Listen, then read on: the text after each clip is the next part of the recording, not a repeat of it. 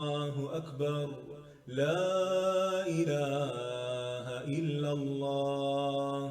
الله أكبر. الله أكبر. ولله الحمد. الله أكبر. الله أكبر. الله أكبر. لا إله إلا الله. الله أكبر. الله أكبر. ولله الحمد. السلام علیکم ورحمۃ اللہ وبرکاتہ۔ نحمده ونصلی علی رسولہ الکریم، اما بعد فاعوذ باللہ من الشیطان الرجیم، بسم اللہ الرحمن الرحیم۔ رب اشرح لی صدری ویسر لی امری واحلل عقدۃ من لسانی یفقہوا قولی۔ لو أنزلنا هذا القرآن على جبل لرأيته خاشعا متصدعا من خشية الله وتلك الأمثال نضربها للناس لعلهم يتفكرون۔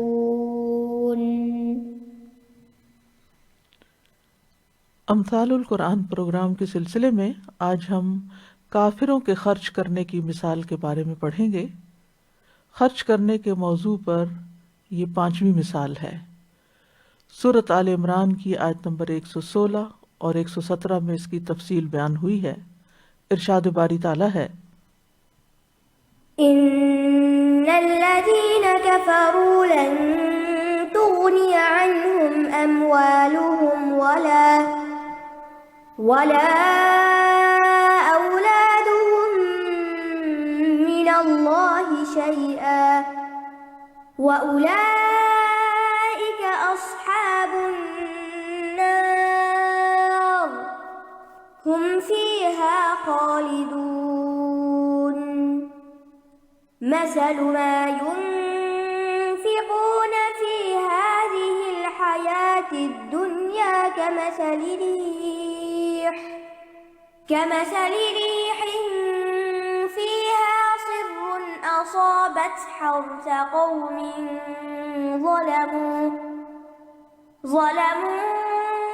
أنفسهم فأهلكته وما ظلمهم الله ولكن أنفسهم يظلمون۔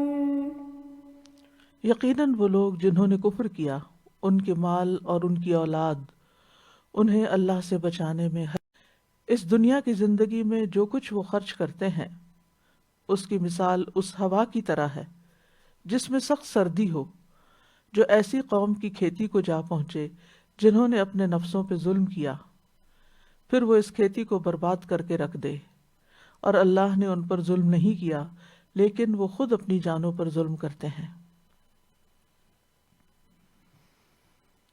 ان الذین کفروا، یقیناً وہ لوگ جنہوں نے کفر کیا۔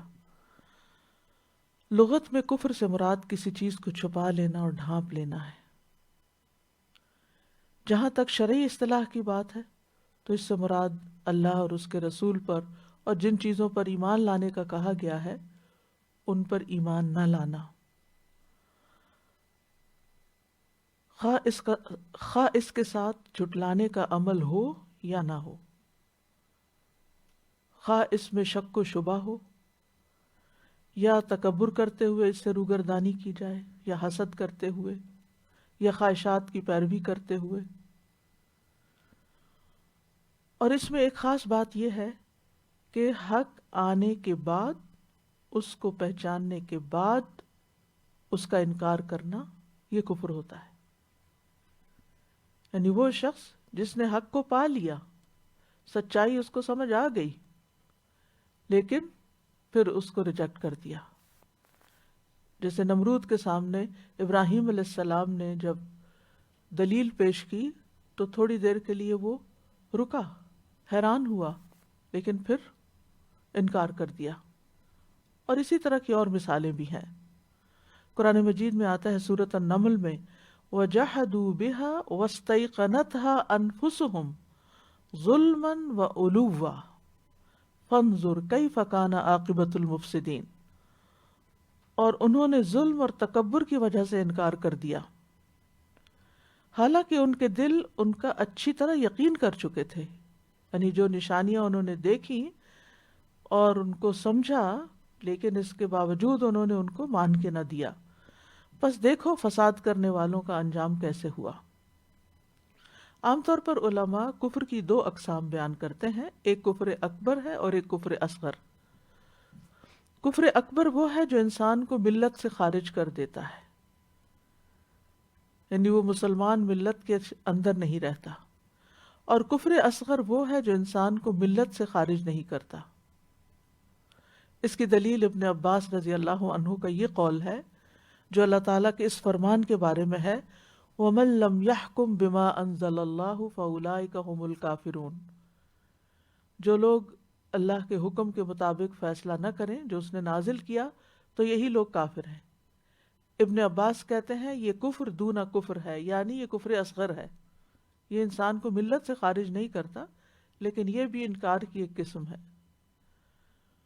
کفر اکبر جو ملت سے انسان کو خارج کر دیتا ہے اس کی کئی اقسام ہیں، اور اس کے تحت شرک کی بھی بہت سی صورتیں آ جاتی ہیں۔ ان میں نمبر 1 انکار اور جھٹلانے کا کفر، جیسا کہ اوپر ذکر ہوا۔ نمبر 2 روگردانی اور تکبر کا کفر، جیسے ابلیس کا کفر تھا، حالانکہ وہ اللہ تعالیٰ کے بارے میں اچھی طرح جانتا تھا، یقین تھا اس کو اللہ تعالیٰ کے وجود کا، اور اسی طرح ساری نشانیاں بھی وہ دیکھ چکا تھا، عبادت گزار تھا، لیکن اس نے اللہ تعالیٰ کے حکم سے روگردانی کی اور تکبر کیا اور انکار کر دیا۔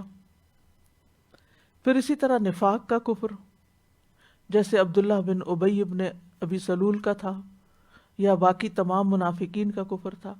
وَمِنَ النَّاسِ مَن يَقُولُ آمَنَّا بِاللَّهِ وَبِالْيَوْمِ الْآخِرِ وَمَا هُمْ بِمُؤْمِنِينَ، تو لوگوں میں سے کچھ وہ ہیں جو کہتے ہیں ہم اللہ پر ایمان لائے اور آخرت کے دن پر، حالانکہ وہ مومن نہیں ہے۔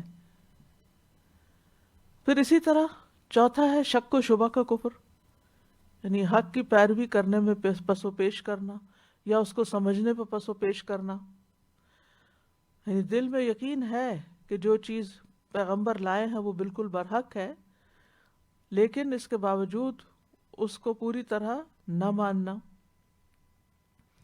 کفر کی دوسری قسم کفر اصغر ہے، یا عملی کفر بھی اس کو کہا جاتا ہے، اور اس میں وہ بڑے بڑے کبیرہ گناہ اور نافرمانیاں ہیں جن پر شارع نے ڈانٹنے اور دھمکانے کا لفظ، یعنی جن پر اللہ سبحانہ تعالیٰ کی طرف سے ڈانٹ آئی ہے یا دھمکی دی گئی ہے۔ یہ ایمان کے مخالف تو نہیں ہے کہ اس سے انسان کا ایمان ہی جاتا رہے اور وہ کفر میں داخل ہو جائے، لیکن یہ ایمان کو ناقص کر دیتی ہیں، چیزیں ایمان کے درجے کو کم کر دیتی ہیں۔ تو کفر اصغر جو ہے یہ کبیرہ گناہوں سے تعلق رکھتا ہے، ان کبیرہ گناہوں سے جن پر وعید آئی ہے، اللہ تعالیٰ کی طرف سے ڈانٹ آئی ہے، دھمکی آئی ہے، اور اس کا ارتکاب کرنے والا اگر توبہ نہیں کرتا تو سزا بھی بھگتے گا، لیکن جہنم میں ہمیشہ نہیں رہے گا۔ یاد رکھیے کبیرہ گناہ کا مرتکب کافر نہیں ہو جاتا اور اس کے لیے جہنم میں خلود نہیں۔ ہاں، جس درجے کی اس کی غلطی ہوگی، اگر اس نے اس پر توبہ نہ کی یا اس کی توبہ قبول نہ ہوئی تو پھر اس کو سزا ملے گی۔ کفر اصغر کی کئی صورتیں ہوتی ہیں، جیسے نعمتوں کا انکار اور ان کی ناشکری کو بھی کفر سے تعبیر کیا گیا قرآن مجید میں۔ اسی طرح مسلمان کو قتل کرنا کفر کہا گیا ہے، لیکن یہ کبیرہ گناہ ہے، یہ وہ کفر نہیں جو انسان کو ملت سے خارج کر دے، کہ اسے کہے کہ اب تو کافر ہو گیا اور اس پہ کفر کا فتویٰ لگانا شروع کر دے انسان۔ جیسے حدیث میں آتا ہے نا سباب المسلم فسوق و قتالہ کفر، کہ مسلمان کو گالی دینا فسق ہے اور اس کا قتال یا اس سے جنگ کرنا جو ہے کفر ہے۔ اسی طرح اپنی ولدیت بدلنے کو بھی کفر کہا گیا۔ نبی صلی اللہ علیہ وسلم نے فرمایا کسی شخص کا ایسے نسب کا دعویٰ کرنا جس کو وہ پہچانتا نہیں کفر ہے، یا اپنے نسب کا انکار کر دینا۔ تو دونوں جو ہیں یہ مختلف ہیں ایک دوسرے سے، یعنی کفر اکبر اور کفر اصغر میں فرق ہے۔ کفر اکبر اعتقادی کفر ہوتا ہے اور کفر اصغر عملی کفر ہوتا ہے۔ کفر اکبر انسان کو ملت اسلامیہ سے خارج کر دیتا ہے اور اعمال ضائع کر دیتا ہے۔ کفر اصغر انسان کو ملت سے خارج نہیں کرتا، اس کے اعمال ضائع نہیں کرتا، لیکن اس کے اجر و ثواب میں کمی کا واقع ہو جاتی ہے، اللہ کی ناراضگی کا سبب وہ شخص بن جاتا ہے۔ کفر اکبر کا مرتکب ہمیشہ جہنم میں رہے گا۔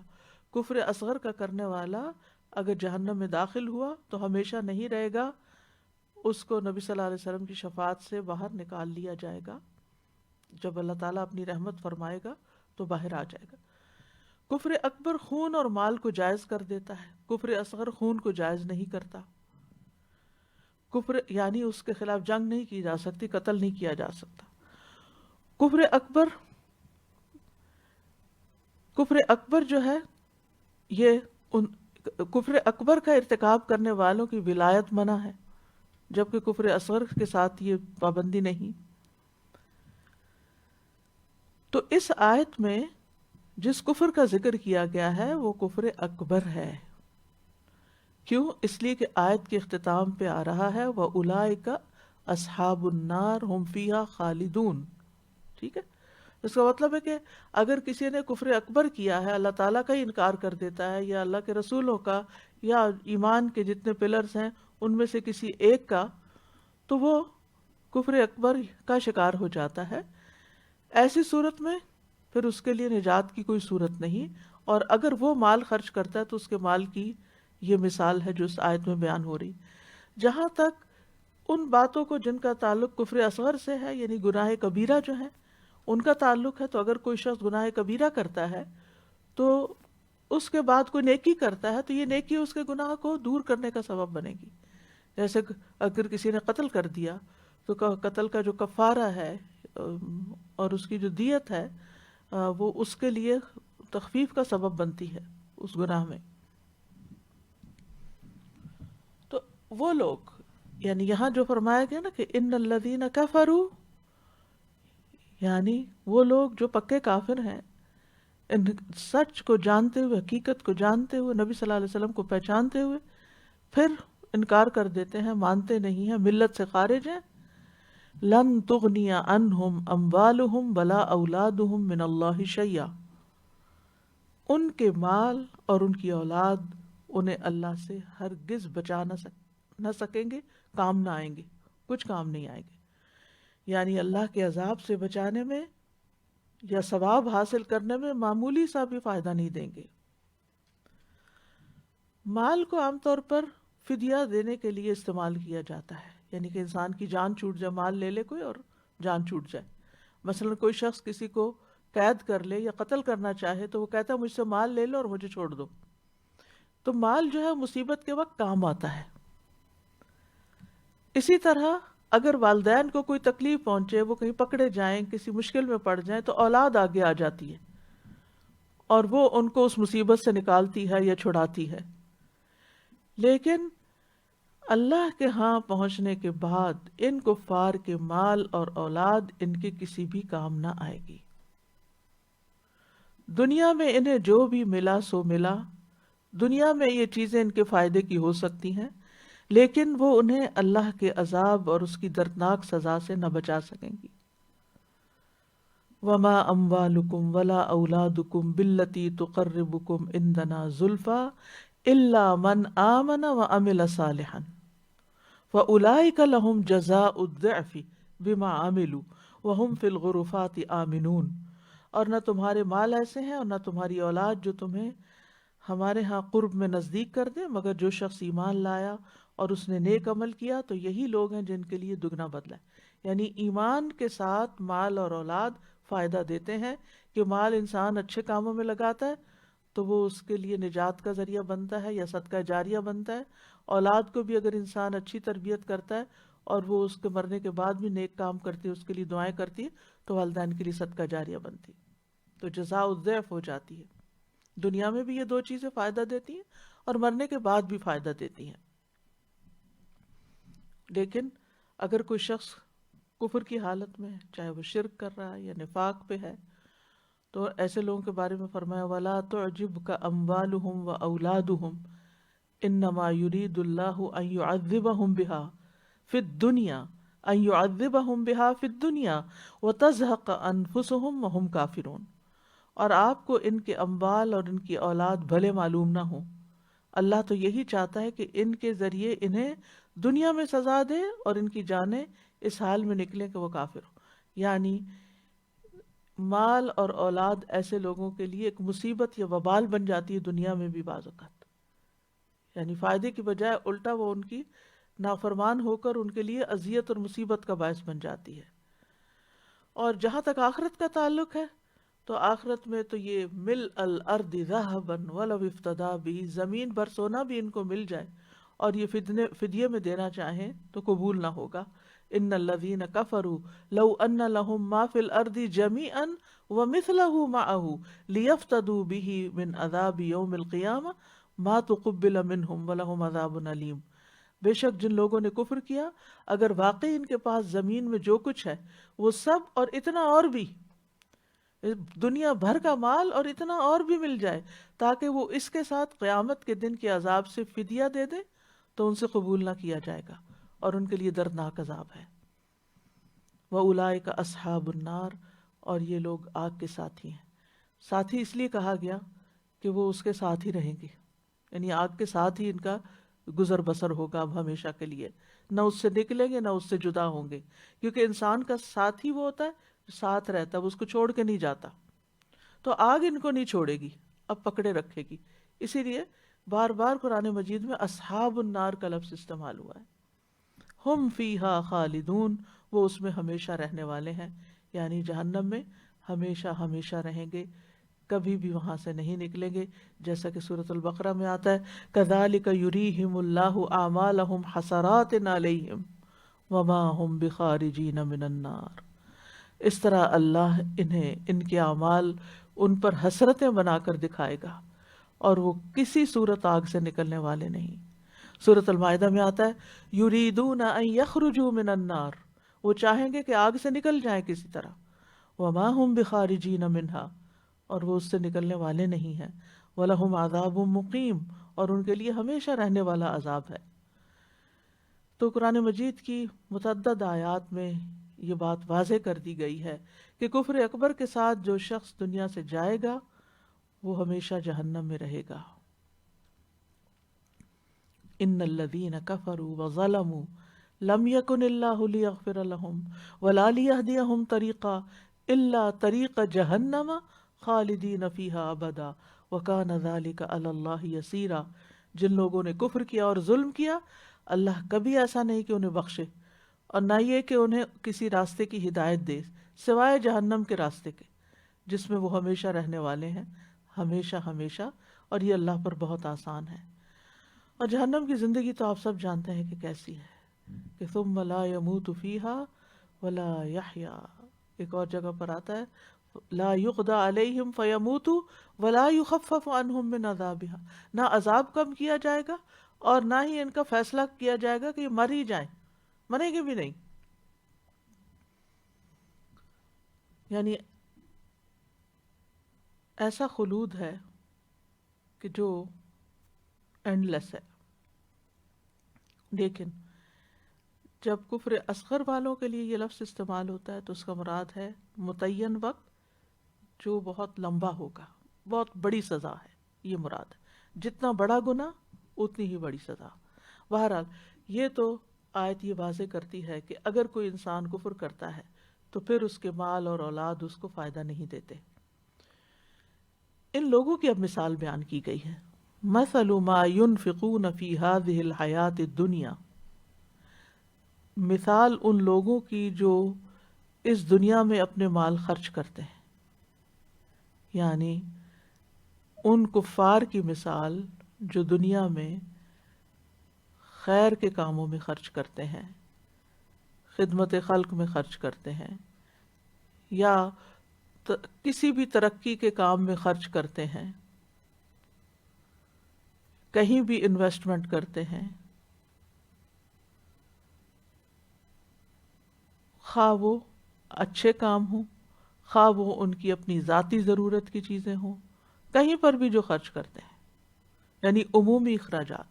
جیسے اہل ایمان کی مثال پیچھے دی گئی کہ، اور جیسے سورۃ البقرہ کے شروع میں آتا ہے وَمِمَّا رَزَقْنَاهُمْ يُنْفِقُونَ، تو مومن کہیں بھی جب خرچ کرتا ہے، چاہے اپنی ذات پہ کرے، چاہے گھر والوں پہ کرے، چاہے عزیز و رشتہ داروں پہ کرے، چاہے خیر کے کاموں میں غریبوں پہ خرچ کرے، دین کے راستے میں، دین کی خدمت میں کرے، قیدیوں کو چھڑانے میں کرے، جہاں بھی مومن خرچ کرے گا اس کا خرچ اس کے لیے اجر و ثواب کا ہی باعث ہوگا. لیکن اس کے برعکس کافر جب خرچ کرتا ہے مال تو ہر انسان دنیا میں خرچ کرتا ہے، تو جہاں بھی وہ خرچ کرے گا، چاہے اس سے مخلوق کو بڑا بڑا فائدہ پہنچے، اس نے کوئی چیز ایجاد کی یا کوئی اور خیر کا کام کیا، اس کا کوئی فائدہ اس کو پہنچنے والا نہیں. دوسرا معنی اس کا یہ ہے کہ اگر وہ اللہ کے راستے سے روکنے میں خرچ کرتے ہیں، یعنی بعض کا خیال ہے کہ کفار نے بدر کی جنگ میں بہت مال خرچ کیا تھا، اور اس کی بعد کی جنگوں میں بھی اسلام کے راستے کو روکنے کے لیے، اور خصوصاً بدر میں کہا جاتا ہے کہ جتنا بڑا لشکر تھا اس کے لیے 1 اونٹ روز ذبح ہوتا تھا جس سے وہ کھانا کھاتے تھے، اور کوئی نہ کوئی وہ ڈونیٹ کرتا تھا، وہ اونٹ یعنی دیتا تھا اپنے کاز کے لیے. اسی طرح ابو لہب کی بیوی نے کہا تھا کہ میں اپنا ہار بیچ کے تو محمد صلی اللہ علیہ وسلم کی مخالفت میں لگا دوں گی. اسی طرح منافق جو تھے، اندر سے تو ایمان نہیں تھا، لیکن اوپر سے وہ جب نبی صلی اللہ علیہ وسلم لوگوں کو صدقات پر ابھارتے تو مارے بندے الا وہم کارہون وہ خرچ کرتے تھے. تو ایسے لوگوں کا خرچ کرنا جو اسلام کے راستے میں رکاوٹ بنے یا پھر نفاق کے ساتھ خرچ کریں، وہ ان کے لیے حسرت کا باعث بنیں گے، ان کو فائدہ نہ دیں گے. جیسے سورۃ الانفال میں آتا ہے ان الذین کفروا ينفقون اموالهم ليصدوا عن سبيل الله فسينفقونها ثم تكون عليهم حسرة ثم يغلبون والذین کفروا الى جہنم یحشرون. بے شک جن لوگوں نے کفر کیا وہ اپنے مال خرچ کرتے ہیں تاکہ اللہ کے راستے سے روکیں، پس ان قریب وہ انہیں خرچ کریں گے، یعنی کر بھی رہے ہیں اور بھی کریں گے ابھی، پھر وہ ان پر افسوس کا باعث ہوں گے، حسرت کا باعث ہوں گے کہ ہم نے کس راستے میں اپنا مال لٹایا جس کا کچھ بھی فائدہ نہیں ملا. پھر وہ مغلوب ہوں گے، اور جن لوگوں نے کفر کیا وہ جہنم کی طرف اکٹھے کیے جائیں گے، چاہے پہلی امتوں میں سے یا بعد میں. ان لوگوں کے خرچ کرنے کی مثال کیا ہے؟ کمثل ریح فیہا سر، ان کے خرچ کرنے کی مثال ایک ہوا کی طرح ہے. ریح شدید ہوا کے لیے ہوتا ہے، اور عموماً یہ عذاب کے معنوں میں استعمال ہوتا ہے، جبکہ اس کے برعکس ریح کی جو جمع ہے وہ رحمت کے لیے، وہ ہوائیں جو بادل لاتی ہیں، پھر بارش برستی ہے، پھر سبزہ اگتا ہے، اللہ کی رحمت آتی ہے، تو اس کے لیے لفظ قرآن مجید میں ریاح استعمال ہوتا ہے، جبکہ ریح کا لفظ عذاب کے لیے استعمال ہوتا ہے. ایسی ہوا فیہا سر، جس میں شدید ٹھنڈک ہوتی ہے. سر کا لفظ جو ہے یہ سریر سے، سریر، اور سریر آواز کو کہتے ہیں. تو سر ان کا ایک معنی یہ ہے کہ ایسی آندھی ہوتی ہے جس میں چیخ بھی ہوتی، ایسی ٹھنڈی ہوا جس کی چیخیں بھی سنائی دے رہی ہوتی. آپ نے بہت دفعہ ایکسپیرینس کیا ہوگا کہ بعض اوقات ہوا چلتی ہے تو اگر ونڈوز میں چھوٹا سا بھی کوئی سوراخ ہو، درز ہو، تو اس میں سے وہ جب گزرتی ہے تو بہت شور ہوتا ہے. درختوں سے ٹکرا کے بھی گزرتی ہے تو بہت شور ہوتا ہے. اسی طرح یہ معنی بھی کیا گیا ہے کہ ایسی آندھی اور آواز جو برداشت نہ کی جا سکتی ہو. کبھی کبھی جو گرج اور کڑک کی آوازیں ہوتی ہیں وہ بھی اس میں شامل ہو جاتی ہیں، سریر کے اندر. تو علماء یہ کہتے ہیں کہ ہاں، اور ایک معنی وہ ہوا جو جلانے والی ہوتی، یعنی آندھی جس میں آگ ہوتی، جسے پیچھے بھی ہم پڑھ چکے ہیں کہ وہ بگولا جس میں اعصار فیہ نار، یعنی وہ ہوا، شدید ہوا جس کے اندر آگ بھی ہو. تو علماء اس بارے میں 3 باتیں کرتے ہیں کہ سرٌ سے مراد منجمد کرنے والی سردی، سخت ٹھنڈک جس کو پالا بھی کہا جاتا ہے، یا ایسی خوفناک آواز جو ناقابل برداشت ہو، یا جلانے والی آگ. اور ایک قول یہ بھی ہے کہ اس سے مراد شدید گرمی ہے جو پھلوں کو جلا دیتی ہے. دیکھا جائے تو شدید سردی بھی اور شدید گرمی دونوں ہی کھیت کے لیے نقصان دہ ہوتے ہیں. اصابت حرث قوم ظلموا انفسهم فاہلکتہ، یہ سخت ٹھنڈی ہوا اور یہ سخت قسم کی تیز آندھی یا سخت قسم کی ہوا جس کے ساتھ آگ بھی شامل ہو گئی، جسے آپ دیکھیں کہ کیلیفورنیا کے جنگلات جیسے جلے ہیں تو آگ کے ساتھ، ہوا کے ساتھ ساتھ آگ پھیلتی چلی گئی، یا آسٹریلیا میں اسی طرح. اور اسی طرح آپ دیکھیے کہ بعض اوقات جیسے اسپرنگ آتی ہے اور موسم بدلتا ہے اور سبزہ اگنے لگتا ہے اور اتنے میں پھر سنو پڑ جاتی ہے. جیسے کہ کل اور آج ہم نے دیکھا کہ ہر طرف درختوں کے اندر سے چھوٹے چھوٹے کونپلے اور پتے نکلنا شروع ہو گئے ہیں. اور اس طرح کچھ لوگوں نے بیج بھی ڈالے ہوں گے. کہتے ہیں نا اپریل شاورز برنگ مے فلاورز، کہ اپریل کے جو شاور ہیں وہ مئی میں فلاورز لاتے ہیں. لیکن اگر سنو زیادہ پڑ جائے یا سخت سردی پڑ جائے، ٹیمپریچر بہت ڈاؤن ہو جائے، تو وہ ان سارے پودوں کو یا اس ساری ویجیٹیشن کو نقصان دیتے ہیں. تو ایسی ہوا جو منجمد کر دینے والی ہوتی ہے وہ نقصان دیتی ہے، اور ہلکی بارش جو ہوتی ہے وہ فائدہ دیتی ہے، پھل پھول اگتے ہیں. لیکن ٹھنڈی، سخت ٹھنڈی ہواؤں سے کونپلیں وغیرہ جل جاتی ہیں. تو یہاں پر ہے اصابت، وہ سر جو ہے یا پالا جو ہے یا سخت ٹھنڈی ہوا جو ہے، سردی جو ہے، وہ پہنچی حرث قوم، ایسی قوم کی کھیتی کو. حرث مصدر ہے اور یہاں مفعول کے معنی میں ہے، یعنی کاشت کے قابل بنائی جانے والی زمین، یعنی وہ زمین جس کے اندر کچھ اگایا گیا. اور یہ کون لوگ ہیں جن کی یہ کھیتی تھی؟ ظلموا انفسہم، جنہوں نے اپنی جانوں پر ظلم کیا تھا، کفر کر کے، شرک کر کے. اور اس میں شرک اکبر بھی ہو سکتا ہے اور شرک اصغر بھی، ریاکاری بھی، جیسے کہ پیچھے ہم پڑھ چکے ہیں کہ ریاکاری سے، احسان جتانے سے اور اذیت دینے سے صدقات ضائع ہو جاتے ہیں. اور اس میں ایسی جگہوں پر مال خرچ کرنا بھی آتا ہے جو اللہ تعالیٰ کی اطاعت کے بغیر ہو، اللہ کی نافرمانی کے کام ہو. تو کفار چونکہ ایمان اور اخلاص سے محروم ہوتے ہیں، اس وجہ سے وہ اپنے آپ پر ظلم کرتے ہیں، اور اس ظلم کے ساتھ جو بھی کام وہ کرتے ہیں، جو بھی وہ کھیت لگاتے ہیں، جو بھی وہ بظاہر فائدے کا کام کرتے ہیں، اینڈ آف دا ڈے وہ سب ضائع ہو جانے والا ہے. فَأَهْلَكَتْهُ، تو ایک ٹھنڈی ہوا آتی ہے تو وہ اس کو جلا کے رکھ دیتی ہے. یعنی مراد یہ ہے کہ کافر کا صدقہ خیرات، رفاہی کاموں میں خرچ کرنا، یہ سب آخرت میں بیکار جائے گا، بے فائدہ ہوگا، ضائع ہو جائے گا. اس کو ان لوگوں، اس سارے عمل کو، ان کے خرچ کرنے اور اس کے نتیجے کو ان لوگوں کی کھیتی سے تشبیہ دی گئی ہے جنہوں نے اپنی جانوں پر ظلم کیا، جو کھیتی دیکھنے میں سرسبز اور شاداب تھی لیکن سخت ہوا نے اس کو برباد کر دیا.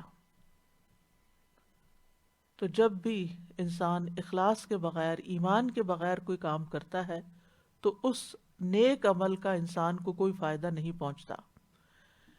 اسی طرح آخرت کو سامنے نہ رکھ کے جو کام کیے جاتے ہیں صرف دنیاوی فائدوں کے لیے، مثلا کام نیکی کا ہی ہے، آپ کی نیت بھی بڑی اچھی ہے، لیکن آپ اس سے صرف دنیا کا وقتی فائدہ چاہتے ہیں، وہ آخرت میں فائدہ نہیں دے گا.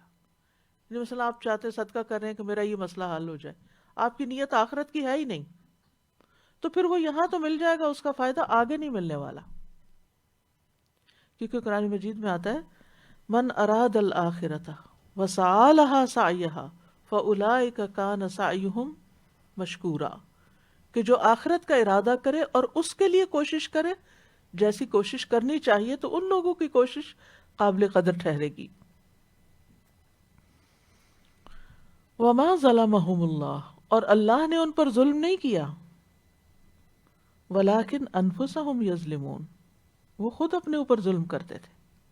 ظلم کا معنی ہوتا ہے کسی چیز کو اس کے مقام سے ہٹا کے رکھ دینا.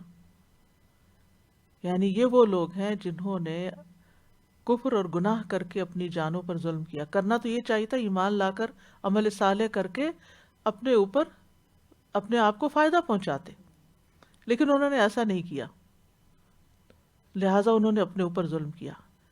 اللہ نے ان پہ ظلم نہیں کیا، کیونکہ اللہ سبحانہ وتعالیٰ کسی پہ ظلم نہیں کرتا. قرآن مجید میں آتا وما انا بظلام للعبید، میں بندوں پہ ظلم کرنے والا ہرگز نہیں ہوں. سورۃ النساء میں آتا ہے ان اللہ لا یظلم مثقال ذرۃ، بے شک اللہ ایک ذرے کے برابر بھی ظلم نہیں کرتا.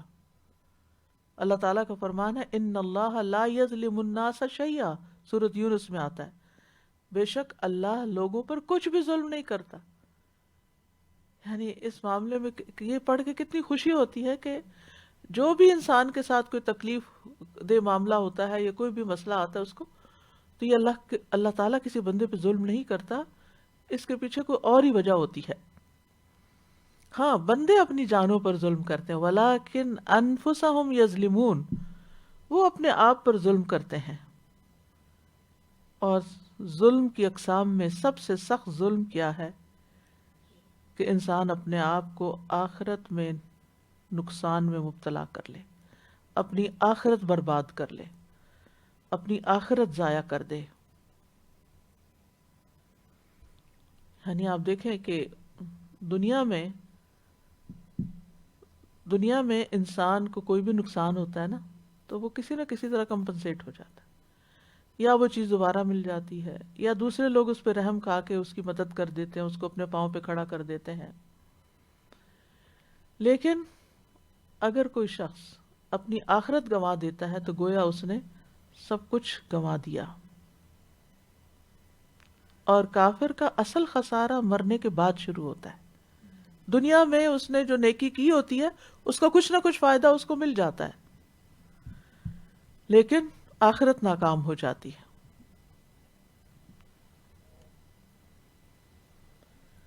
آپ دیکھیے کہ دنیا میں اگر ایک مومن کے اوپر کوئی تکلیف آتی ہے وہ صبر کرتا ہے تو اس کا بھی اس کو اجر ملتا ہے، اور وہ جو نقصان اس کا ہوتا ہے وہ بھی آخرت میں کمپنسیٹ ہو جاتا ہے. مثلا اگر کوئی دنیا میں فقر و فاقہ میں رہا، اس کے بعد جنت میں چلا گیا تو موت نے ساری مصیبتوں کا خاتمہ کر دیا. لیکن ایک کافر انتہائی خوشحال ہے، انتہائی خوشحال ہے، اس پہ کبھی کوئی تکلیف نہیں آئی، لیکن جو ہی مرتا ہے موت کے بعد اس کا حساب شروع ہو جاتا ہے، نقصان شروع ہو جاتا ہے. حضرت علی رضی اللہ عنہ کہا کرتے تھے اصل دولت مندی اور محتاجگی اللہ کی بارگاہ میں پیش ہونے کے بعد ہے. کون امیر ہے کون فقیر ہے وہ کل پتہ چلے گا. یعنی موت آنے پر دنیا کی مصیبتوں کا خاتمہ ہو جاتا ہے، لیکن کفر اور نافرمانی اور گناہ کے بوجھ اور سزائیں موت کے وقت ہی شروع ہو جاتی ہیں، اور موت کے بعد تو پھر وہ جاری رہتی ہیں.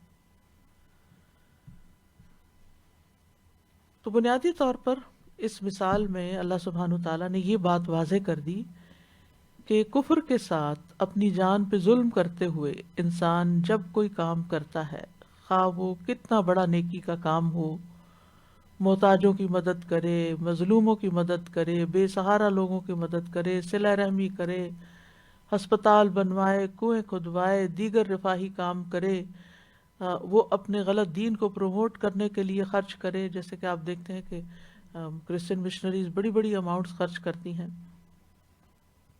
تو یہ سارے اخراجات ان کو قیامت کے دن کوئی نفع نہ دیں گے. ان کی کھیتی اسی طرح برباد ہو جائے گی جس طرح دنیا میں آپ کسی ہرے بھرے کھیت کو دیکھتے ہیں کہ سخت سردی نے اس کو تباہ کر کے رکھ دیا. یعنی کفار کے نفقات اور اخراجات اس باغ کی طرح ہیں جس کو پالا تباہ کر دیتا ہے، اس ہوا کی طرح جس میں پالا ہو اور وہ اس کھیتی کو تباہ کر دے. یعنی کفار کے صدقہ خیرات باغ اور کھیت کی طرح، یعنی مثال کو سمجھنے کی کوشش کریں کہ یہاں کس چیز کو کس سے تشبیہ دی گئی.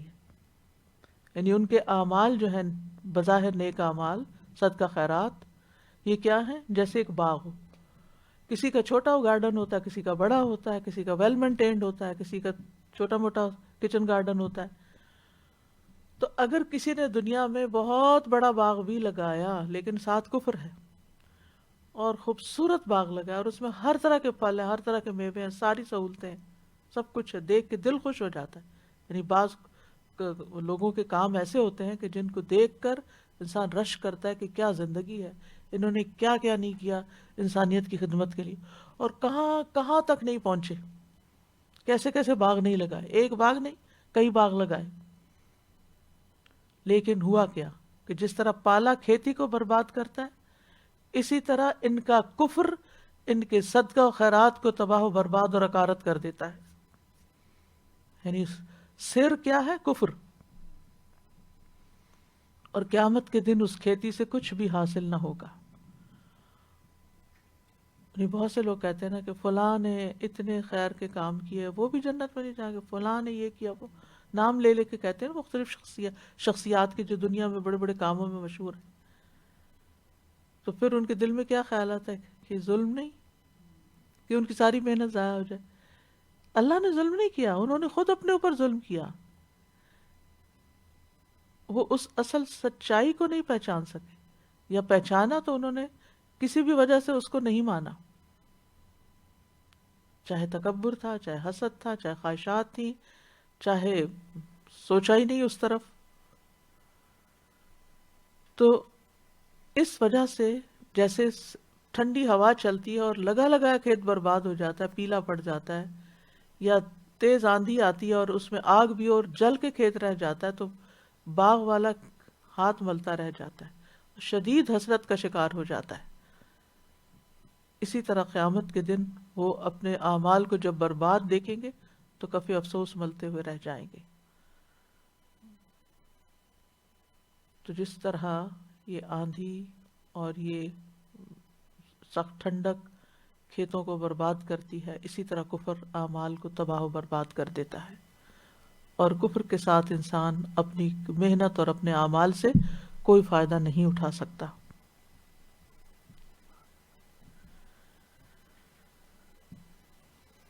تو اس مثال میں بیسیکلی دو رخ ہیں اس کے، یا دو جہتیں ہیں.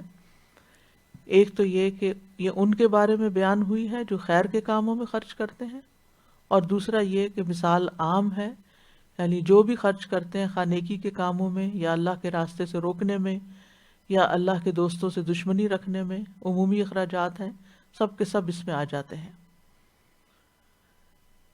اصل میں انسان کو صرف یہ نہیں سوچنا چاہیے کہ جو کام میں کر رہا ہوں یہ کام اچھا ہے، کوئی فرق نہیں پڑتا کہ میں اللہ کی خاطر کر رہا ہوں یا نہیں، good for the sake of goodness, نہیں، for the sake of Allah alone. جب تک یہ اخلاص نہیں آتا تو کوئی بھی نیکی یا کوئی بھی اچھا کام آپ کو حقیقت میں فائدہ نہیں دیتا. وقتی طور پر اس کا دیکھ کے آپ اس باغ کو خوش ہو سکتے ہیں، اپنی اچیومنٹس کو دیکھ کے انسان خوش ہو سکتا ہے، لیکن اگر اس طریقے پر اس نے وہ کام نہیں کیا یا وہ کام نہیں کیا جس کو کرنا چاہیے تھا، تو پھر انسان کی کوششوں اور محنتوں کا وہ پھل نہیں ملے گا جو وہ خود توقع رکھ کے بیٹھا ہوا. وَبَدَا لَهُم مِّنَ اللَّهِ مَا لَمْ يَكُونُوا يَحْتَسِبُونَ. وہ چیزیں سامنے آئے گی قیامت کے دن جس کا انہیں خیال بھی نہ تھا. تو اس مثال سے کئی باتیں پتہ چلتی ہیں. ایک بات تو یہ ہے کہ صدقے کا فائدہ بھی پتہ چلتا ہے انڈائریکٹلی، کہ صدقہ فائدہ مند چیز ہے اگر اس کو صحیح طور پر کیا جائے، اور اگر اسے صحیح طور پر نہ کیا جائے تو وہ نقصان دہ ہے۔ یعنی انسان کے اعمال میں سب سے افضل عمل کیا ہے؟ صدقہ۔ حضرت عمر کہتے ہیں مجھے بتایا گیا کہ اعمال آپس میں فخر کرتے ہیں تو صدقہ کہتا ہے میں تم سب سے افضل ہوں۔ اور پھر یہ کہ صدقہ اللہ کے ہاں بڑھتا بھی ہے، لیکن کفر اور شرک کی وجہ سے، نفاق کی وجہ سے، نیت کی خرابی کی وجہ سے وہ اللہ کے ہاں بڑھنے کی بجائے انسان کے لیے الٹا وبال کا باعث بنتا ہے۔ صدقہ سے عمومی طور پر مال میں اضافہ ہوتا ہے، لیکن یہاں اصل زر بھی جاتا ہے، پروفٹ تو پیچھے رہا۔ اور جسے یہ یقین ہو کہ اس کو بدلہ ملے گا وہ خرچ بھی ضرور کرتا ہے۔ حسن بصری کہتے ہیں جو اللہ سے بدل کے حاصل ہونے کا یقین کر لیتا ہے وہ لوگوں کو عطیہ دینے میں سخاوت کرتا ہے، دیتا چلا جاتا ہے کہ یہ آج میں دے رہا ہوں، یہ مجھے واپس ملنا، یہ جا نہیں رہا کہیں، یہ کہیں نہیں جا رہا، یہ میرا ہی ہے۔ یعنی اگر میں نے کوئی چیز کسی اور کے ہاتھ میں رکھ دی تو بظاہر اس کے ہاتھ میں چلی گئی، لیکن پھر بھی وہ میری ہی ہے، کیونکہ وہ واپس آئے گی اور کئی گنا زیادہ بہتر ہو کے واپس آئے گی۔ تو اس لیے دینے والے کا کچھ بھی نہیں جاتا، کوئی نقصان ہے ہی نہیں۔ اور پھر آپ دیکھیے کہ دینے سے برکت بھی ہوتی ہے اور انسان کو اطمینان بھی حاصل ہوتا ہے، فرشتوں کی دعائیں ملتی ہیں۔ ہر روز جب صبح ہوتی ہے تو 2 فرشتے دعا کرتے ہیں، ایک کہتا ہے اللہ دینے والے کو نعم البدل دے، اور دوسرا کہتا ہے کنجوس کو تباہ و برباد کر دے، اس کے مال کو برباد کر دے۔ یعنی جو نہیں دیتا اس کی بربادی کی دعائیں کرتا ہے فرشتہ۔ آپ خود سوچئے سارا دن وہ یہی دعا کرتا رہے تو انسان کے پھر کیا حال ہوگا جو بخیل انسان ہے۔ پھر یہ کہ صدقے سے آسانیاں بھی ملتی ہیں۔ فَأَمَّا مَنْ أَعْطَى وَاتَّقَى وَصَدَّقَ بِالْحُسْنَى فَسَنُيَسِّرُهُ لِلْيُسْرَى، لیکن وہ جس نے دیا، نافرمانی سے بچا اور اس نے سب سے اچھی بات کو سچ مانا یعنی ایمان لایا، تو یقیناً ہم اسے آسان راستے کے لیے سہولت دیں گے۔ اسی طرح یہ ہے کہ بلاؤں اور مصیبتوں کو ٹالتا ہے صدقہ۔ اگر کافر بھی صدقہ کرے تو اس کو دنیا میں اس کا فائدہ پہنچتا ہے، اس کی مصیبت دور ہوتی ہے۔ تو یہ ہر ایک کے لیے خاص اور عام، یعنی خاص و عام ہر ایک کے لیے ہے، یہ مومن کافر سب کے لیے، لیکن مرنے کے بعد فائدہ نہیں ہوگا۔ تو یہ مثال آگے کے بارے میں ہے۔ اور جیسے کہ آپ جانتے ہیں کہ صدقے میں مال تو ہے ہی، لیکن ہر وہ چیز جو انسان پوزیس کرتا ہے وہ صدقے میں شامل ہو جاتی ہے۔ مادی اشیاء بھی آتی ہیں، سونا، چاندی، جانور، دیگر اشیاء، اور اسی طرح دیگر چیزیں بھی، جیسے نیکی کا ہر کام صدقہ شمار ہوا۔ کل معروف صدقہ، اچھی بات صدقہ، کسی کی مدد کرنا صدقہ، مسکرانا صدقہ، نیکی کا حکم دینا صدقہ، برائی سے روکنا صدقہ، بھولے بھٹکے کو رستہ بتانا صدقہ، نابینا کے ساتھ چلنا صدقہ، راستے سے پتھر کانٹا ہڈی ہٹانا صدقہ، اپنے ڈول سے دوسرے کے ڈول میں پانی ڈال دینا صدقہ۔ یہ ساری نیکیاں ہیں، اور آپ دیکھیں کہ یہ ساری نیکیاں سب ہر طرح کی کمیونٹی کے لوگ کر رہے ہوتے ہیں، مسلم، کافر، نان مسلم، سب کے سب کرتے ہیں۔ تو یہ نیکیاں صرف ایمان کے ساتھ ہی فائدہ مند ہوں گی، یعنی یہ صدقات ایمان کے ساتھ فائدہ مند ہیں۔ اسی طرح اگر آپ کسی کو سلام کرتے ہیں، پانی کا ایک گھونٹ بھی پلاتے ہیں، نبی صلی اللہ علیہ وسلم نے فرمایا وَالشُّرْبَةُ مِنَ الْمَاءِ تُسْقِيهَا صَدَقَةٌ، ایک گھونٹ پانی پلا دیا آپ نے کسی کو، وہ بھی صدقہ۔ ہر روز ہمارے جسم کے ہر جوڑ پر صدقہ واجب ہو جاتا ہے۔ تو چھوٹے چھوٹے نیکی کے کام جو ہم دوسروں کی خدمت کے کرتے ہیں وہ سب صدقہ میں شمار۔ اسی طرح معمولی نیکی بھی جو ہم کسی کے ساتھ کرتے ہیں وہ بھی صدقہ شمار ہو جاتی ہے۔ نبی صلی اللہ علیہ وسلم نے فرمایا کسی نیکی کو حقیر نہ سمجھا کرو، اگرچہ کسی کو ایک رسی ہی دو، یا کسی کو جوتی کا تسمہ دو، یا اپنے ڈول میں سے کسی پانی مانگنے والے برتن میں پانی کھینچ کر ڈول ڈال دیا کرو، یعنی پانی مانگنے والے کے برتن میں پانی ڈال دینا۔ پھر اسی طرح خندہ پیشانی سے ملنا، سلام کرنا، لوگوں کو انس اور محبت دینا، ان کی وحشت دور کرنا، کسی کی تنہائی دور کرنا۔ نبی صلی اللہ علیہ وسلم نے فرمایا نیکی کے کسی کام کو معمولی نہ سمجھنا، خواہ تم کسی اداس آدمی کو جو تنہائی اور خوف محسوس کرے انس اور اپنائیت مہیا کرو۔ یعنی آپ کو معلوم ہے کہ کوئی شخص بالکل اکیلا ہے، لونلی ہے، یعنی آج کل کووڈ میں آپ دیکھیں کہ کتنے ہی لوگ ایسے ہیں جو بیچارے گھروں میں بند اکیلے، نہ کہیں جا سکتے ہیں نہ کوئی ان کے پاس آ سکتا ہے۔ تو ایسے میں اگر آپ ایک کال کر دیتے ہیں ان کو، ان سے بات کر لیتے ہیں، تو یہ بھی آپ کے حق میں صدقہ لکھا جاتا ہے۔ اپنے گھر والوں پہ خرچ کرنا، خادم کو کھلانا، بیوی کو پانی پلانا بھی صدقہ شمار ہوتا ہے۔ پھر شجرکاری کرنا، درخت لگانا، یہ بھی صدقہ ہے۔ جس مسلمان نے کوئی پودا لگایا، اس درخت سے جو بھی کھایا گیا وہ اس کے لیے صدقہ ہوگا، جو اس سے چوری کیا گیا وہ بھی صدقہ، یعنی لوگ توڑ کے لے گئے، جو درندوں نے کھایا، پرندوں نے کھایا، وہ بھی صدقہ،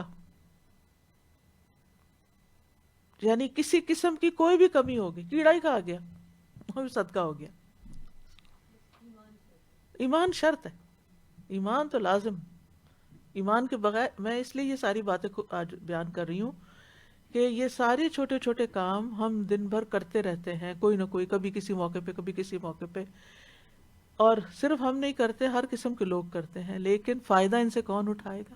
جو ایمان رکھتا ہوگا یا جو اللہ کے لیے اخلاص رکھتا ہوگا، اور جو کر کے احسان نہ جتائے اور دوسرے کو اذیت نہ دے۔ اسی طرح قرض دینا کسی کو، کل قرض صدقہ، لوگوں کے درمیان صلح کرانا صدقہ، اپنے شر سے دوسروں کو بچانا صدقہ۔ تو ایک بات تو یہ سمجھ میں آتی ہے کہ انسان چھوٹے چھوٹے کاموں میں نیت اچھی رکھے، اللہ کی رضا رکھے، اخلاص رکھے، ایمان کے ساتھ کرے۔ من صام رمضان ایمانا و احتسابا، وہاں بھی ایمان کی شرط لگائی گئی نا۔ کل ہی مجھ سے کسی نے ایک سوال کیا کہ ان کے کوئی جاننے والے ہیں، وہ نان مسلم ہیں لیکن مسلمانوں کے ساتھ پورے روزے رکھ رہے ہیں، کیا ان کو ثواب ملے گا؟ یہ آیت واضح طور پہ بتاتی ثواب نہیں ملے گا۔ ان کو دنیاوی بینیفٹ ہو جائے گا کیونکہ فاسٹنگ کے بینیفٹس بھی ہیں، فزیکل فٹنس کے لیے اور بیماریوں کے دور کرنے کے کئی ایک فائدے طبی فوائد بتائے جاتے ہیں، وہ مل جائیں گے، یا ایک ہم آہنگی ہو جائے گی، لیکن آخرت کا فائدہ صرف اس کے لیے جو آخرت پر ایمان رکھتا ہو، ایمانا و احتسابا، اور جو ثواب کی نیت سے روزے رکھے، صرف ہیبیچولی نہیں رکھے۔ تو دوسری بڑی بات یہ ہے کہ کفر کے ساتھ یہ ساری نیکیاں کچھ بھی فائدہ نہ دیں گی، نہ مال فائدہ دے گا، نہ اولاد دے گی، نہ انسان کے یہ چھوٹے چھوٹے نیکی کے کام جو صدقہ ہیں، کوئی عمل ان سے قبول کیا ہی نہیں جائے گا، ان کے اعمال کو دھول بنا کے اڑا دیا جائے گا۔ والذین کفروا اعمالهم کسراب بقیعة یحسبه الظمآن ماء حتی اذا جاءه لم یجدہ شیئا، وہ لوگ جنہوں نے کفر کیا ان کے اعمال کسی چٹیل میدان میں ایک سراب کی طرح ہیں جسے پیاسا پانی خیال کرتا ہے، یہاں تک کہ جب اس کے پاس آتا ہے کچھ بھی نہیں پاتا۔ اور بات جو ہم اس آیت سے سیکھ رہے ہیں وہ یہ کہ ظلم کرنا جو ہے اپنی جان کے ساتھ بھی منع ہے، اور ظلم جو ہے وہ نقصان دہ ہے۔ سب سے پہلا ظلم ہے جو انسان اپنے اوپر کرتا ہے، کفر کر کے، شرک کر کے، کیونکہ شرک ان الشرک لظلم عظیم والکافرون هم الظالمون۔ دوسرا ہے کسی اور پر ظلم کرنا، کسی اور انسان پر ظلم کرنا، کسی کے جسم، مال، عزت و آبرو میں تکلیف پہنچانا، بدسلوکی کرنا۔ تو شرک جو ہے سب سے بڑا ظلم ہے جو ناقابل معافی ہے۔ پھر اسی طرح کفر بھی ظلم ہے، نفاق ظلم ہے، ریاکاری کے لیے کام کرنا یہ بھی ظلم ہے، یعنی اپنے اوپر ظلم ہے۔ پھر اسی طرح نبی صلی اللہ علیہ وسلم کے طریقے سے آگے بڑھنا، اس کو بھی ظلم قرار دیا گیا۔ ایک دیہاتی نے نبی صلی اللہ علیہ وسلم سے وضو کے بارے میں پوچھا تو آپ نے اسے 3 مرتبہ آزاد ہو کر دکھائے، فرمایا یہ وضو ہے۔ جو شخص اس میں اضافہ کرے وہ برا کرتا ہے اور حد سے تجاوز کر کے ظلم کرتا ہے۔ یعنی ہم ظلم عام طور پر کسی کو ایک تھپڑ لگانا ظلم شمار کرتے ہیں، لیکن وضو 4 دفعہ بازو دھونا جو ہے وہ ظلم نہیں سمجھتے، یہ بھی ظلم ہے۔ قطع رحمی ظلم ہے، اگر ایک سے زائد بیوی ہو انصاف نہ کرے تو وہ بھی ظلم ہے، بچوں میں عدل نہ کرنا وہ بھی ظلم ہے، کام کروا کے اجرت نہ دینا، یعنی مزدور رکھ کے اس کا مزدوری کا بدلہ نہ دینا، یہ بھی ظلم ہے۔ کسی کا مال ہتھیا لینا، جیسے یتیموں کا مال ہڑپ کر جانا۔ ان الذین یأکلون اموال الیتامی ظلما انما یأکلون فی بطونہم نارا، جو لوگ ظلم سے یتیموں کا مال ہڑپ کر جاتے ہیں وہ حقیقت میں اپنے پیٹ میں آگ بھرتے ہیں، عنقریب وہ جہنم میں داخل ہوں گے۔ اسی طرح بعض اوقات لوگ جانوروں پر ظلم کرتے ہیں۔ ایک عورت کو بلی کی وجہ سے عذاب دیا گیا تھا، جس نے اس کو باندھ کے مار دیا، کھانے کو کچھ نہیں دیا۔ پھر اسی طرح یہ ہے کہ چھوٹی چھوٹی چیزیں بھی ظلم ہوتی ہیں، مثلا کسی کی جگہ پہ بیٹھ جانا، یعنی اس کو نبی صلی اللہ علیہ وسلم نے فرمایا کوئی شخص کسی دوسرے شخص کو اس کے بیٹھنے کی جگہ سے نہ اٹھائے کہ خود وہاں بیٹھ جائے، وہ کہ اٹھو تم یہاں، میں وہ حق اس کا تھا۔ ظلم کیا ہے؟ کسی چیز کو اس کی جگہ سے ہٹا کے کہیں اور رکھ دینا، یعنی جس کا حق تھا اس سیٹ کے اوپر اس کو وہاں سے ہٹا دیا اور خود براجمان ہو گئے۔ اس طرح راستے روکنا، راستوں میں بیٹھنا۔ پھر اسی طرح مل کے جب کھانا کھا رہے ہوں تو دوسرے کی اجازت کے بعد دگنا کھانا کھا جانا، جلدی جلدی کھا جانا، اپنی پلیٹ میں زیادہ نکال لینا۔ تو ظلم کرنا دنیا میں بھی نقصان ہوتا ہے، آخرت میں بھی نقصان ہوتا ہے۔ ظلم سے انسان ہدایت سے محروم ہو جاتا ہے، اللہ کی محبت سے محروم ہو جاتا ہے، واللہ لا يحب الظالمین۔ ظلم کی وجہ سے انسان ناکام ہو جاتا، فلاح نہیں پاتا۔ ظالموں کے ساتھ اللہ کا کوئی وعدہ نہیں ہے، ظالم کی اچانک پکڑ ہوتی ہے، قیامت کے دن ناکام و نامراد ہوگا۔ ظلم کے نتیجے میں نیکیاں کام نہیں آئیں گی، کیونکہ جن پہ ظلم کیا ہوگا وہ ساری لے جائیں گے۔ ظلم دردناک عذاب کا سبب ہے۔ جنت میں داخلے سے پہلے ظلموں کا قصاص لیا جائے گا۔ رسول اللہ صلی اللہ علیہ وسلم نے فرمایا جب مومنوں کو دوزخ سے نجات مل جائے گی تو انہیں ایک پل پر جو جنت اور دوزخ کے درمیان ہوگا روک لیا جائے گا، وہاں ان کے مظالم کا بدلہ دیا جائے گا جو وہ دنیا میں ایک دوسرے پہ کرتے تھے۔ پل صراط پار کر آئے ہیں، جنت میں داخلے سے پہلے ذرا اپنی نیکیاں دینا ان کو جن کے اوپر ظلم کیا دنیا میں۔ جب وہ پاک صاف کیے جائیں گے، مہذب بنا دیے جائیں گے تو انہیں جنت میں داخلے کی اجازت دی جائے گی۔ تو کرنے کے کام کیا ہے؟ کرنے کا کام یہ ہے کہ انسان کفر کی حقیقت کو اچھی طرح سمجھے اور اس کی ہر شکل سے بچنے کی پوری کوشش کرے، خصوصاً کفر اکبر، یعنی جس میں اللہ سبحانہ وتعالیٰ یا اس کے رسولوں یا فرشتوں یا آخرت یا تقدیر یا ان چیزوں میں سے کسی کا انکار یا ان میں سے کسی کا شک یا ان کے بارے میں کوئی ایسی بات کہنا کہ جو ان کے شان کے خلاف ہو۔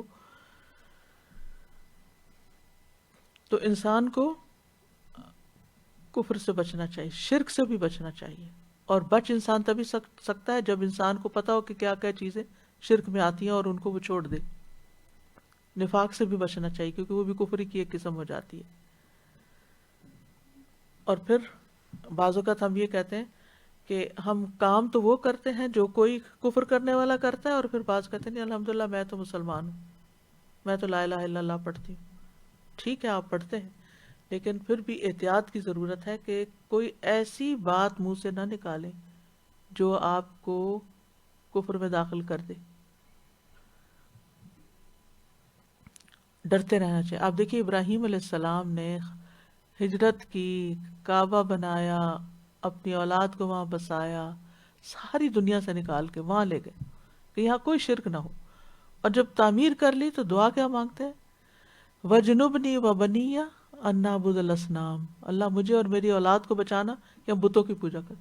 اس وقت کوئی سوچ سکتا تھا یہ تو اب صاف ستھرا گھر ہے، کوئی یہاں مشرک نہیں، کچھ نہیں، اب تو یہ توحید پر ہی ہوں گے. نہیں، آپ کو کیا پتا آگے والی جنریشنز کیا کرے. تو خود کے لیے بھی اور اپنی اولاد کے لیے بھی اس سے بچنے کی کوشش یعنی بچتے رہنا چاہیے. پھر اسی طرح مرتد ہونے سے، یعنی وہ بھی کفر کی ایک قسم ہے کہ آپ مسلمان گھرانے میں پیدا ہوئے لیکن آپ پلرز آف فیتھ میں سے کسی چیز کا انکار کر دیں. اسی طرح شرک سے بھی بچنا چاہیے. فمن کان یرجو لقاء ربہ فلیعمل عملا صالحا ولا یشرک بعبادۃ ربہ احدا. اور اپنی ساری کوششوں کو آخرت پر مرکوز کر دینا چاہیے. تو اللہ سبحانہ وتعالی ہمیں صحیح معنوں میں توحید عطا کرے، توحید پر قائم رہنے کی توفیق دے اور اپنے اعمال کو برباد کرنے سے ہم بچیں. دنیا ایک امتحان کی جگہ ہے اور اس میں ایسے ایسے امتحان آتے ہیں جن کی طرف انسان کی کبھی توجہ بھی نہیں ہوتی، کبھی اس طرف خیال ہی نہیں ہوتا، لیکن اچانک وہ کر بیٹھتا ہے. تو محتاط زندگی بسر کرنے کی ضرورت ہے. ہمیشہ اپنا احتساب کرتے رہنا چاہیے. اور اس کی مثال ایسے ہی ہے کہ جیسے ایک پودا آپ لگاتے ہیں نا تو اس کے ساتھ گھاس پھوس بھی اگاتی ہے، ویڈز ہوتے ہیں. اگر آپ اس کو نہیں نکالیں تو وہ پودا مضبوط نہیں ہوگا. بالکل اسی طرح جب ہم کوئی صدقہ کرتے ہیں یا ہم کوئی نیکی کا کام کرتے ہیں کوئی بھی، تو اس کے ساتھ کچھ ہمارے نفس کی خرابی آ جاتی ہے، کوئی لوگوں کی تعریفیں یا اپریسیشن جو ہوتی ہے وہ بگاڑ پیدا کرتی ہے. تو انسان کی ساری زندگی پھر وہ ویڈز اکھاڑتے اکھاڑتے ہی گزرنی چاہیے. یہ احتساب کا عمل ہے اپنے ساتھ کہ کوئی بھی چیز، یعنی بعض اوقات ایسا ہوتا ہے کہ انسان کو کوئی وسائل اس کو زیادہ مل جائے، مال زیادہ آ جائے یا اور کوئی اتھارٹی مل جائے تو اس کے اندر وہ اوور کانفیڈنٹ ہو جاتے ہیں، یعنی بے وجہ کی خود اعتمادی آ جاتی، یہ اس کے لیے ہلاکت خیز بن جاتی. کوئی اتھارٹی مل جائے، کوئی عہدہ مل جائے تو گھمنڈ پیدا ہو جاتا ہے، دولت مل جائے تو ساتھ بخل آ جاتا ہے، کوئی مقبولیت مل جائے تو ساتھ فخر شروع ہو جاتا ہے. انسان اپنے آپ کو بڑی چیز سمجھنا شروع کر دیتا ہے جب وہ لوگوں کی نظروں میں آتا ہے. تو ہر انسان کو چاہیے کہ وہ پھر اپنا احتساب کرتا رہے، یعنی اب ساتھ ساتھ دیکھتا رہے کہ میں کہیں کوئی پھسل تو نہیں رہا. تو اللہ تعالیٰ سے دعا ہے کہ اللہ تعالیٰ ہمیں ہر طرح کے ایسے کام سے بچائے جو اس کی ناراضگی کا سبب ہو. ربنا ظلمنا انفسنا وان لم تغفر لنا وترحمنا لنكونن من الخاسرین. اللهم انی اعوذ بک من الکفر والفقر. اللهم انی اعوذ بک من عذاب القبر لا الہ الا انت. اللهم انی اعوذ بک من الفقر والقلة والذلة واعوذ بک من ان اظلم او اظلم. اللهم انت ربی لا الہ الا انت خلقتنی وانا عبدک وأنا على عهدك ووعدك ما استطعت أعوذ بك من شر ما صنعت أبوء لك بنعمتك علي وأبوء بذنبي فاغفر لي فإنه لا يغفر الذنوب إلا أنت. اللهم أنت ربي وأنا عبدك ظلمت نفسي واعترفت بذنبي يا رب فاغفر لي ذنبي إنك أنت ربي إنه لا يغفر الذنب إلا أنت. اللهم انی ظلمت نفسی ظلما کثیرا ولا یغفر الذنوب الا انت فاغفر لی مغفرة من عندک وارحمنی انک انت الغفور الرحیم. یا اللہ ہم نے اپنی زندگی میں اپنی جانوں پر جو بھی کوئی ظلم کیا ہے چھوٹا یا بڑا، یا رب تو ہمیں معاف کر دے. اللہ تعالی ہمیں کفر سے، شرک سے، نفاق سے، فسق سے، ہر طرح کی نافرمانی، کبیرہ صغیرہ گناہوں سے ہماری حفاظت فرما، اور جو ہم کر چکے ہیں ہمیں معاف کر دے. اور جو بھی کام ہم کریں، چاہے تیرے راستے میں کچھ خرچ کریں یا تیری عبادت یا تیری رضا کا کوئی بھی کام کریں، یا اللہ آخر تک مرتے دم تک ہماری نیتوں کو اس کے لیے خالص رکھنا یا رب العالمین. تو ہم سب پر اپنی رحمت فرما. ربنا هب لنا من ازواجنا وذرياتنا قرة اعین وجعلنا للمتقین اماما. یا اللہ ہمیں اور ہمارے اہل و عیال اور سب عزیزوں رشتہ داروں سب کو ہدایت عطا فرما. ربنا تقبل منا انک انت السمیع العلیم وتب علینا انک انت التواب الرحیم وصلی اللہ تعالی علی خیر خلقہ محمد وعلی آلہ واصحابہ واہل بیتہ اجمعین برحمتک یا ارحم الراحمین. سبحانک اللہم وبحمدک اشہد ان لا الہ الا انت استغفرک و اتوب الیک. آپ میں سے کوئی کچھ کہنا چاہے تو موسٹ ویلکم.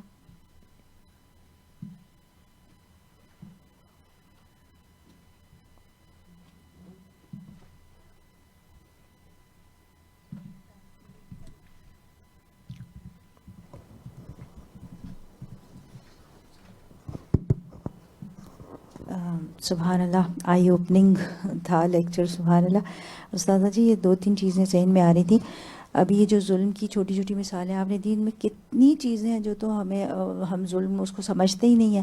اب جیسے آپ نے فرمایا کہ پلیٹ میں کھانا بھی اگر آپ نے زیادہ نکال لیا، تو میرے تصور میں آ رہے تھے جو یعنی ہم لوگوں کے ساتھ جب مل کے کھا رہے ہوں تو ان کے حق میں سے بھی نکال لیا ایگزیکٹلی اور ان کو بھوکا چھوڑ دیا. ایگزیکٹلی پارٹیز میں ہم جاتے ہیں تو ایسے ہیپس بنا کے پلیٹوں کے تو نکال کے لا کے، اور پھر پورا کھایا بھی نہیں جاتا، ویسٹیج علیحدہ. مجھے لگ رہا ہے کہ ڈبل پھر گناہ ہو گیا آپ کا، ویسٹیج کا بھی ہوا اور دوسروں کے حق چھیننے کا بھی ہوا.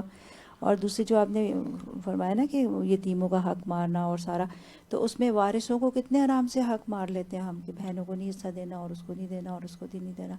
تو اس کو ہم سمجھتے ہی نہیں ہے کہ یہ بھی کوئی ظلموا ظلم، انفسہم، اپنے اوپر ظلم کر رہے ہیں. کہ یہ بھی کوئی ظلم کی کیٹیگری ہے. بظاہر دیکھنے میں دوسروں پہ ظلم لگتا ہے لیکن اصل میں تو اپنے لیے کر رہے ہوتے ہیں، اپنے اوپر ظلم کر رہے اور ہوتے ہیں. سمجھ بھی نہیں رہے ہوتے کہ ہم کر بالکل رہے ہیں. بالکل. استاذہ جی یہ جو ایک جملے نہ بنا دیتے ہیں ایک، اور بس ان کو ریپیٹ کرتے جاتے بغیر سوچے سمجھے. اب میں نے کتنی دفعہ یہ جملہ سنا ہے کہ یہ کافر تو ہمارے سے بہت بہتر ہیں، ان کے اعمال دیکھو اور اپنے. تو میں کہتی ہوں ایک کلمہ جو ہے نا مومن کا، وہ کتنی بھاری چیز ہے، کسی کو نہیں پتا. ساتوں آسمان اور زمین اس میں رکھ دیں ایک پلڑے میں، اور ایک میں لا الہ الا اللہ، تو لا الہ الا اللہ کا پلڑا جھک جائے گا. ہاں جی، لیکن آپ لیکن ان اس کی کلمے کی قیمت ہی نہیں ہمیں پتا. بالکل ان کی تعریف کرنی ہے تو آپ علیحدہ سے کر دیں. ہم کمپیئر کیوں کر رہے ہیں مومن کو اور کافر کو؟ بالکل. اچھا استاذہ ایک کویشچن ہے میرا کہ یہ جو کبھی ایسے ہوتا ہے نا جیسے ورک پلیس پہ کوئی کافر ہے، مشرک ہے، جو بھی ہے، تو اس کی لوگ بیک بائٹنگ کرتے ہیں، لیکن یہ کیا اس کا غیبت کرنے کا کوئی پکڑ نہیں ہے کہ لوگ مطلب کسی کی غیبت کی بھی اجازت نہیں ہے کیونکہ اس سے فساد ہی پھیلتا ہے نا. جی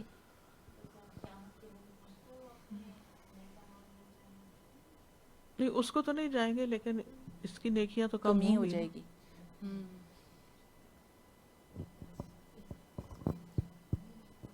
ایک کویشچن ہے. شروع میں استاذہ جی ہم نے پڑھا، آپ نے تھوڑی سی اس میں وضاحت کی کہ حق آنے کے بعد، پہچاننے کے بعد انکار کرنا کفر ہے. تو مجھے کسی کو سننے کا اتفاق، انہوں نے کہا کہ ناٹ ایوری نان مسلم از اے کافر بیکاز دے آر ناٹ، ان تک شاید ابھی پہنچا نہیں کسی نے پراپرلی.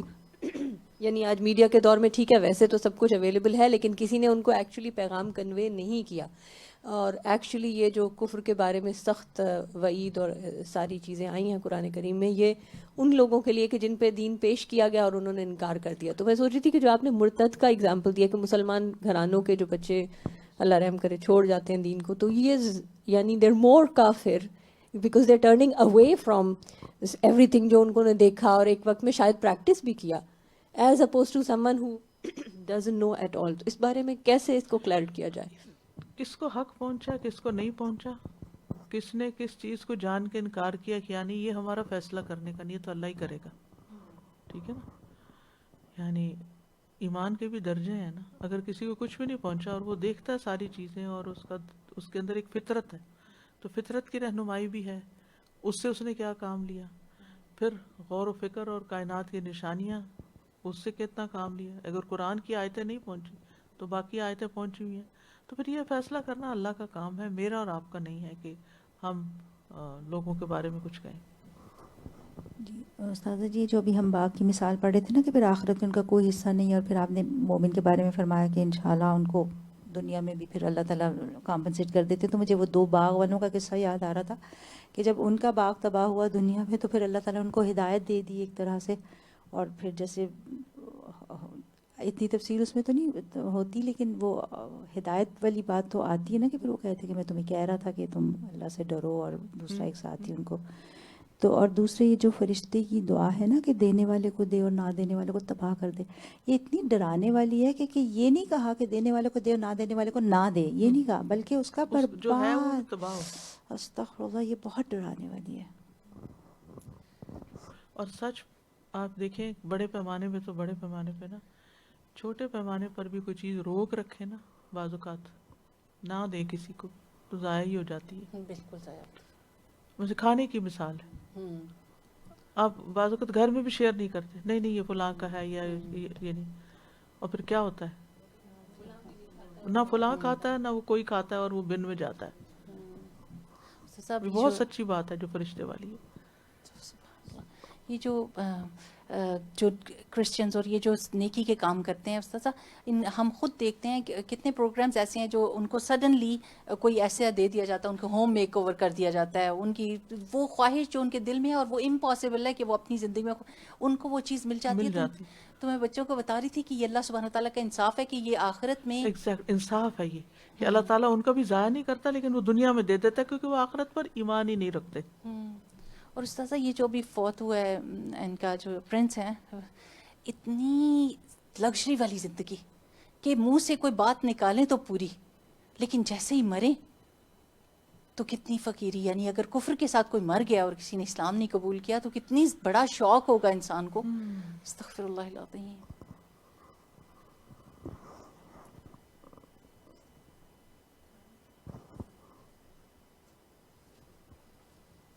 بسم الله الرحمن الرحيم إن الذين كفروا لن تغني عنهم أموالهم ولا أولادهم من الله شيئا وأولئك أصحاب النار هم فيها خالدون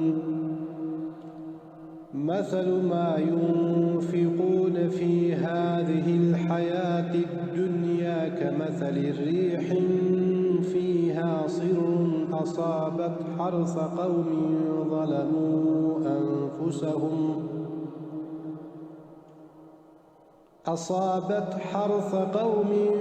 ظلموا أنفسهم فأهلكته وما ظلمهم الله ولكن أنفسهم يظلمون۔